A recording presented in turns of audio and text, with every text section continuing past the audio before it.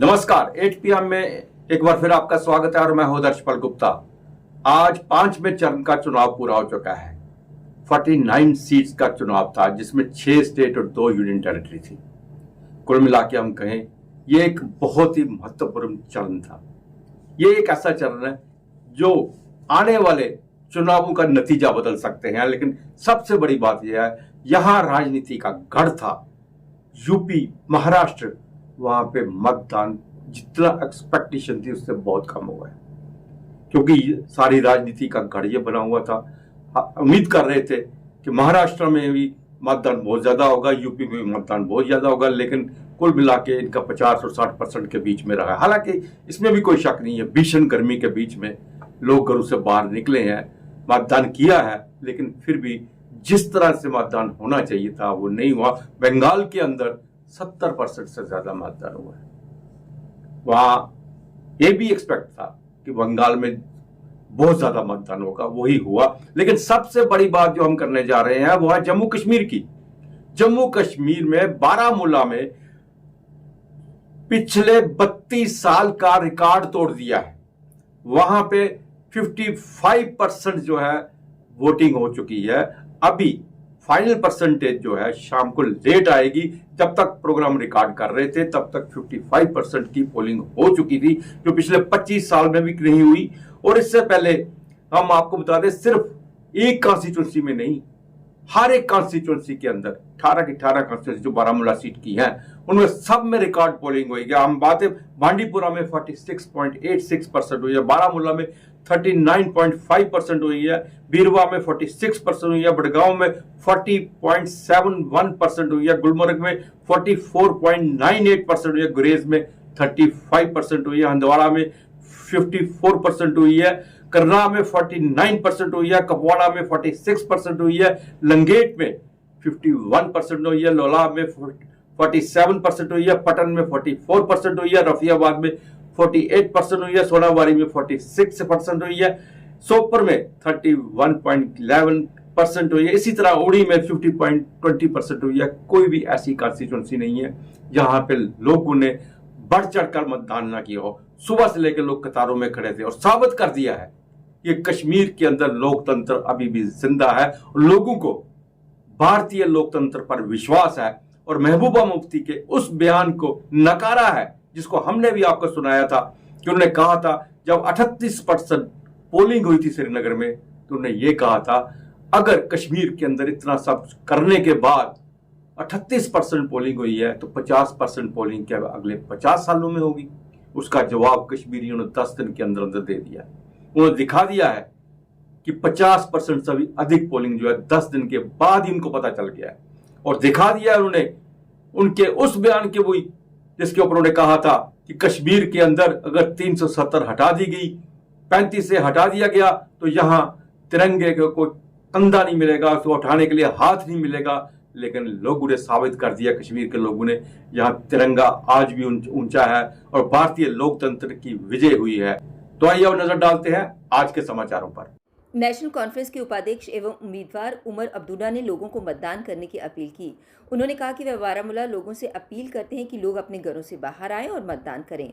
उन्होंने कहा कि अगस्त 2019 में अनुच्छेद 370 हटने के बाद जम्मू कश्मीर में ये पहला लोकसभा चुनाव है और मुझे उम्मीद है कि लोग अपने वोटों का इस्तेमाल करेंगे। लोकतंत्र में सबसे बड़ी ताकत लोगों की आवाज़ और लोगों के वोट हैं। मैं बारामूला के लोगों से अपील करता हूं कि वे बाहर आएं और अपना वोट डालें। दक्षिण कश्मीर में हुए 2 आतंकी हमले से जुड़े सवाल के जवाब में उमर अब्दुल्ला ने कहा कि घाटी में हालात सामान्य नहीं हैं, सरकार के दावे खोखले हैं। नेका नेता ने कहा कि किसी को ये दावा करने से हमेशा बचना चाहिए कि कश्मीर में सामान्य स्थिति है। उन्होंने ये भी कहा कि मैं हमेशा से कहता रहा हूँ कि बड़ी संख्या में पर्यटक आ रहे हैं और स्थिति सामान्य है, जैसे दावे करना अच्छा नहीं है। ऐसा करके हम पर्यटकों की जान खतरे में डालते हैं। अगर पर्यटकों को सुरक्षा नहीं दी जा सकती तो हमें इससे बचना चाहिए।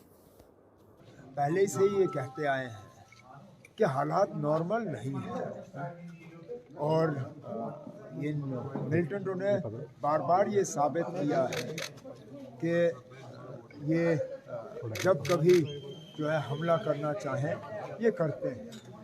अफसोस की बात यह है कि इसमें एक सियासतदान, एक साबका सरपंच बीजेपी की तरफ से वो अपनी जान गंवा गए और 2 टूरिस्ट जो हैं वो ज़ख्मी हुए। मेरी तो हुकूमत से यही मोतबाना गुजारिश होगी कि कम से कम अब नॉर्मल सी की बात वो कम ही करें, क्योंकि हालात नॉर्मल नहीं हैं। और दूसरी बात, ये जो बार बार नॉर्मल सी के हवाले से वो टूरिज़म की बात करते हैं, इसका भी वो ज़रा कम जिक्र करें, क्योंकि जब कभी वो नॉर्मल सी को टूरिज़म के साथ जोड़ते हैं तो खामखा वो टूरिस्टों को खतरे में डाल रहे हैं। मैं भी यहाँ 6 साल वज़ीर आला रहा, मेरे हुकूमत में भी टूरिस्ट आए, लेकिन हमने कभी ये नहीं कहा कि देखो जी कितने लाख टूरिस्ट आ रहे हैं इसलिए सारा कुछ नॉर्मल है। ये करने के बाद आप बिना वजह जो है टूरिस्टों को निशाना बनवा रहे हैं। हमारी तो यही कोशिश रहनी चाहिए कि ये लोग आएँ, अपना यहाँ पे जो है अपनी छुट्टी मनाएं और सही सलामत यहाँ से वापस। लद्दाख को पूर्ण राज्य और संविधान की 6ठी अनुसूची लागू करने की मांग को लेकर 2 माह से ज्यादा अनशन करने वाले सोनम वांगचुक लगातार चर्चा में है। उनकी जिंदगी पर 3 इडियट्स फिल्म भी बन चुकी है। लोकसभा चुनाव के मद्देनजर उनके मुद्दों और मांगों पर बात की नितिन यादव ने। जब 2019 में केंद्र शासित क्षेत्र की मांग पूरी हुई तो यहाँ के लोग बहुत कृतज्ञ हुए। भाजपा की केंद्र सरकार ने वचन दिया कि विशेष दर्जा हमें 6ठी अनुसूची में दिया जाएगा। स्थानीय चुनावों में भी ये वादा किया गया, पर बाद में सब मुकरने लगे। अंततः अनशन और प्रदर्शन हमारी मजबूरी हो गई। ये ऐसा है भी और नहीं भी। अनुच्छेद 370 तो राज्यों को दिया जाता है, जैसे जम्मू और दूसरे राज्यों को दिया गया। ये जो 6ठी अनुसूची है वह जनजातीय लोगों के अधिकारों के लिए बना है। ये राज्य के अंदर जनजातीय लोगों के विशेष अधिकार देगा। वे अपने सामाजिक रीतियों और ज़मीन पर अलग से कानून बना सकेंगे। राज्य के कानून उस पर नहीं चलेंगे। जम्मू कश्मीर के पुंछ जिले में रविवार को आतंकवादियों के कथित तौर पर ओवरग्राउंड वर्कर 3 लोगों को सार्वजनिक सुरक्षा अधिनियम के तहत हिरासत में ले लिया गया। सार्वजनिक व्यवस्था बनाए रखने के लिए कार्रवाई को जरूरी बताते हुए पुलिस ने कहा कि तीनों लोगों को राज्य की सुरक्षा के लिए एक महत्वपूर्ण खतरा माना जा रहा है। पुंछ और निकटवर्ती राजौरी जिले में पिछले 2 वर्षों में कुछ घातक आतंकवादी हमले हुए हैं, जिसके परिणाम स्वरूप कई सुरक्षाकर्मी और नागरिक मारे गए। पुंछ और राजौरी अनंतनाग संसदीय क्षेत्र का हिस्सा है, जहां 25 मई को 6ठे चरण में मतदान होना है। पुलिस अधिकारी ने बताया कि हिरासत में लिए गए लोगों की पहचान इफ्तार अहमद उर्फ काका, खुर्शीद अहमद और गुलाम अब्बास के रूप में हुई है, जो मेंढर के गुरसाई गांव के निवासी हैं। तीनों कुख्यात अपराधियों ने शांति प्रिय समुदाय के भीतर आतंक और भय फैलाने के लिए विभिन्न रणनीति अपनाने की विशेषता वाले व्यवहार का एक पैटर्न प्रदर्शित किया। उनके लगातार कार्यों ने सार्वजनिक सुरक्षा और शांति के लिए गंभीर खतरा पैदा कर दिया है। बाबा अमरनाथ की पवित्र गुफा से आरती का सीधा प्रसारण जुलाई के पहले सप्ताह से दूरदर्शन पर होगा। इससे देश विदेश में बैठे शिव भक्तों को पवित्र गुफा के दर्शन का मौका मिल पाएगा। साल 2020 में कोरोना के कारण अमरनाथ यात्रा स्थगित की गई थी। उस पवित्र गुफा में सुबह व शाम को दिव्य आरती का सीधा प्रसारण शुरू किया गया था। तब से हर साल आरती का सीधा प्रसारण हो रहा है। प्रसारण के लिए सारे प्रबंध यात्रा शुरू होने से 1 सप्ताह पहले कर दिए जाएंगे। यात्रा शुरू होने के 2-3 दिन बाद से आरती का प्रसारण शुरू हो जाएगा। अमरनाथ यात्रा इस साल 29 जून से शुरू हो रही है, जो 19 अगस्त को रक्षाबंधन वाले दिन संपन्न होगी। आरती का सीधा प्रसारण जुलाई के पहले सप्ताह में शुरू होगा। बोर्ड जल्द ही इसके समय व सही तिथि की जानकारी देगा। यात्रा के लिए तैयारी तेज हो गई है। लाइव आरती के अलावा श्रद्धालुओं को मौसम के पूर्वानुमान की जानकारी भी मिलेगी। सिद्रा पुलिस ने कश्मीर के रहने वाले 5 लोगों को नकली अमेरिकी डॉलर के साथ गिरफ्तार किया। आरोपित स्थानीय लोगों को सस्ते दाम पर डॉलर बेचने का झांसा देकर उन्हें चूना लगाने की फिराक में था। 5 आरोपितों निसार अहमद निवासी शोपियां, अब्दुल रशीद निवासी कुलगाम, मोहम्मद इशफाक निवासी सोपुर, मोहम्मद इकबाल शाह निवासी अच्छाबल अनंतनाग और फारूक निवासी लार गांदरबल से 5 बंडल नकली अमेरिकी डॉलर बरामद हुए हैं। पुलिस प्रवक्ता के अनुसार सिद्धड़ा पुलिस की एक टीम स्पेशल ऑपरेशन ग्रुप के जवानों के साथ जम्मू श्रीनगर राष्ट्रीय राजमार्ग पर गश्त कर रही थी। इस दौरान कंधे पर बैग लटकाकर पैदल जा रहे कुछ लोगों ने पुलिस कर्मियों को उनकी ओर आते देखा तो वे उल्टी दिशा में भागने लगे।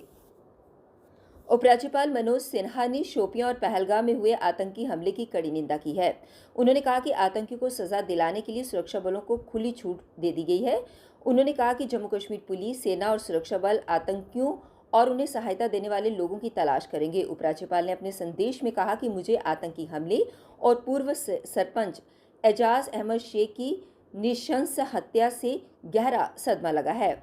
वह एक ज़मीनी सतर के नेता थे जो लोगों के प्रति उनकी निस्वार्थ सेवा के लिए हमेशा उन्हें याद किया जाएगा। मेरी संवेदनाएं और प्रार्थनाएं उनके परिवार, दोस्तों और प्रशंसकों के साथ हैं। इस कठिन घड़ी में हम परिवार के साथ एकजुटता से खड़े हैं। पहलगाम में पर्यटकों पर हुए जघन्य हमला भी दुखद है।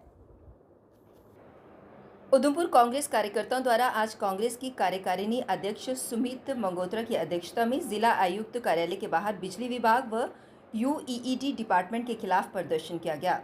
उन्होंने प्रदर्शन में मांग करते हुए कहा कि उधमपुर में यूईईडी डिपार्टमेंट व स्मार्ट मीटर का कार्यालय खोला जाए ताकि जो लोगों को दिक्कतें आ रही हैं वो वहां पर जाकर अपनी शिकायत कर सकें और इन दिक्कतों से निजात पा सकें। उन्होंने चेतावनी देते हुए कहा कि इन दोनों मामलों को लेकर प्रशासन द्वारा कोई उचित कदम नहीं उठाए गए तो आने वाले दिनों में जिला आयुक्त कार्यालय के बाहर ही भूख हड़ताल पर बैठ जाएंगे। और जैसे जैसे गर्मी बढ़ रही है, बिजली विभाग की तरफ से 6 से 8 घंटे की अनशेड्यूल्ड कटौती लगातार की जा रही है, जिसका नतीजा ये है कि हम बुजुर्गों की बात करें, बच्चों की बात करें, आम लोगों की बात करें, गर्मी में जीना मुहाल हो गया है। और दूसरी बात, जब से यह स्मार्ट मीटर लगाए गए हैं, जब स्मार्ट मीटर लगाए गए थे तो कहा गया था कि बिजली 24 घंटे दी जाएगी, लेकिन इसके विपरीत पहले बिजली की कटौती कम थी, स्मार्ट मीटर लगने के बाद इतनी ज्यादा कटौती। और दूसरी बेशर्मी देखिए आप इनकी, जब स्मार्ट मीटर लगाए गए थे हमेशा हमने देखने को यह मिला है कोई भी प्रोजेक्ट आता है उनका पहले दफ्तर खुलता है फिर काम होते हैं, लेकिन ये उल्टा हुआ है। स्मार्ट मीटर लगा दिए गए, अभी तक उनका कोई दफ्तर नहीं है, जिसके कारण लोगों को क्या नुकसान हो रहा है।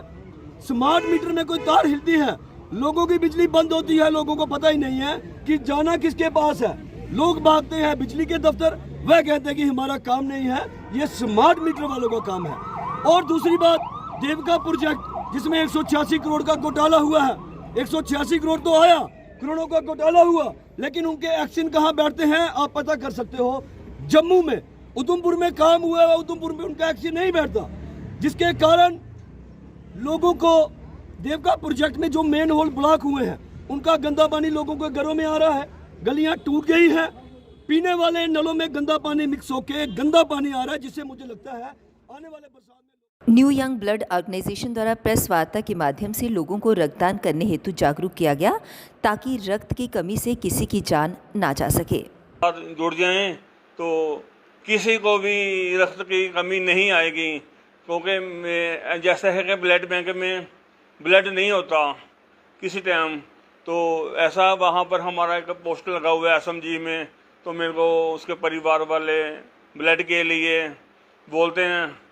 कोई आप पूछ सकते हैं कि थैलेसीमिया बच्चों को कभी इनकार की मैंने किसी को, तो सभी लोगों से निवेदन करता हूँ, मेरा नंबर 90556742 पे कॉल करें और ज़्यादा से ज़्यादा लोग जुड़ें। ऐसा है कि अमरनाथ यात्रा भी आने वाली है, तो हमारे पास लड़कों के नंबर होंगे तो हम सभी लोगों को रख दे सकेंगे। जो हमारे पास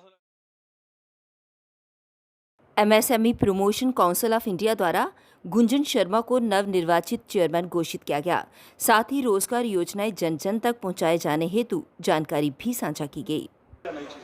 देखिए, भारत सरकार और प्रदेश सरकार द्वारा महिलाओं के सशक्तिकरण और रोजगार को लेकर बहुत सी ऐसी योजनाएं चलाई जा रही हैं जिनको हमारे आपके बीच में अवेयरनेस की कमी है। मैंने संपूर्ण भारतवर्ष में भ्रमण किया, देखा है कि छोटे छोटे कुटीर लगभग 600 ऐसे उद्यम कार्यशालाएं हैं जिनके माध्यम से हमारे घर की बहन बेटियां, हमारे घर की महिलाएं सशक्त हो सकती, मजबूत हो सकती, स्वावलंबी हो सकती, आत्मनिर्भर हो सकती हैं। उन योजनाओं को जानकारी देने के लिए MSME promotion council of India, चाहे हमारी मैडम के माध्यम से, चाहे चेयरमैन के माध्यम से या काउंसिल के माध्यम से, हम लोग उनको मजबूत बनाने का काम करेंगे। जम्मू को रोजगार और विकसित जम्मू कश्मीर बनाने का कार्य करेंगे। कल 8 बजे फिर आपसे भेंट होगी, तब तक इजाजत दीजिए, नमस्कार।